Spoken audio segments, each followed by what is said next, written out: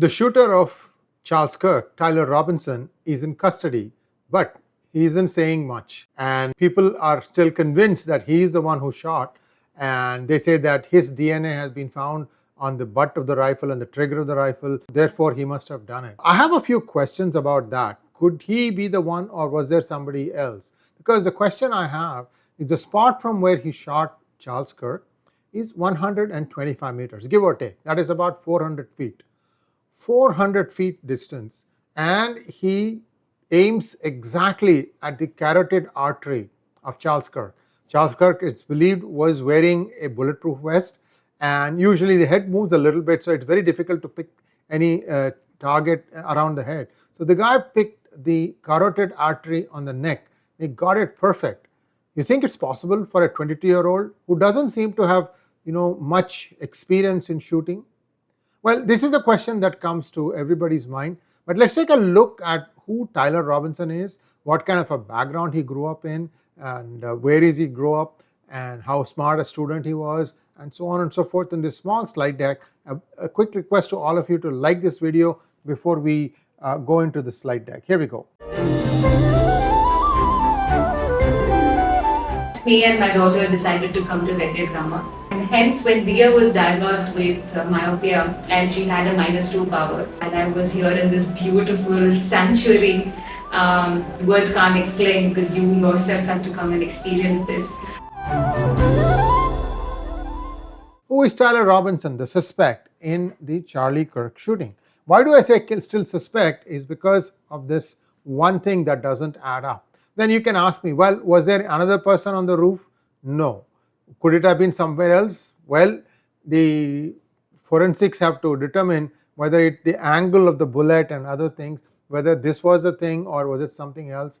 And there are lots of unanswered questions, if you ask me. So Charles Kirk was a conservative activist and head of Turning Point USA. He was shot dead while speaking at Utah Valley University in Orem, Utah. And you can see where the picture is with respect to the state of Utah. State of Utah has two big cities, Provo and Salt Lake, if I remember correctly. Orem, I think, is a suburb of Provo, or maybe Orem is the bigger city. I have not gone there. I've been to Salt Lake City. And this is where the speech was given. And there were about 3,000 people in attendance. And you can see this picture where he's giving out Make America Great Again caps just moments before he was shot. So here are the distances that I talked about, right? He is at this loci center at the roof of that, and from there he has taken aim at Charlie Kirk, who is down by the on the left. There is a university quad. Almost all universities have a quad. It's like a center place where all the different buildings will point to, and this is not, this is the same.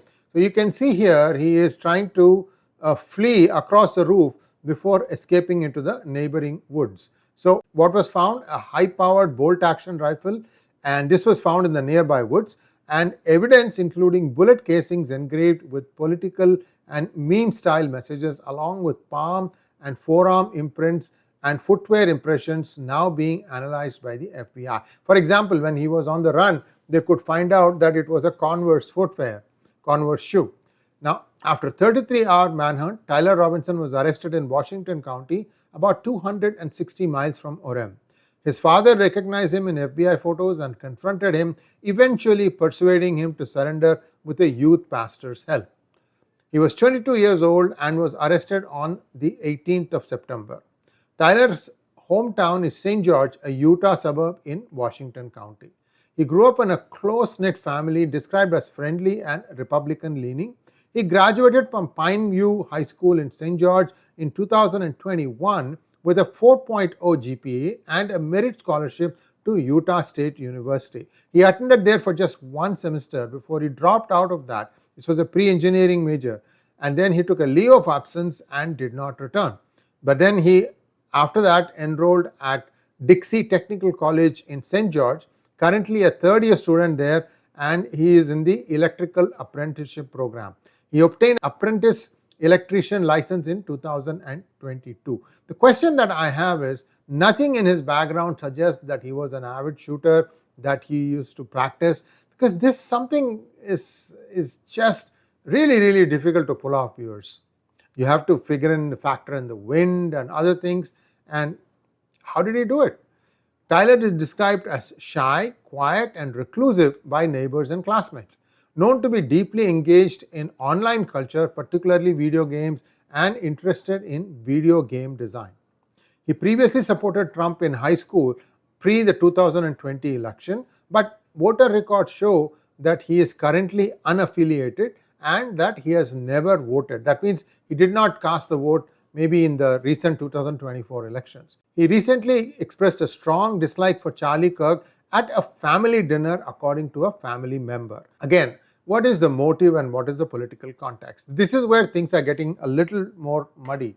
So far, everybody thinks that, well, how come a Republican family, a person who was an active MAGA supporter, did this? Well, it turns out that in the previous 6 to 12 months, the guy had been leaning left. Why? They're saying that he was rooming with another person who was a transgender, and that perhaps influenced him to be more left-leaning in his views. This is again all the backdrop for Tyler.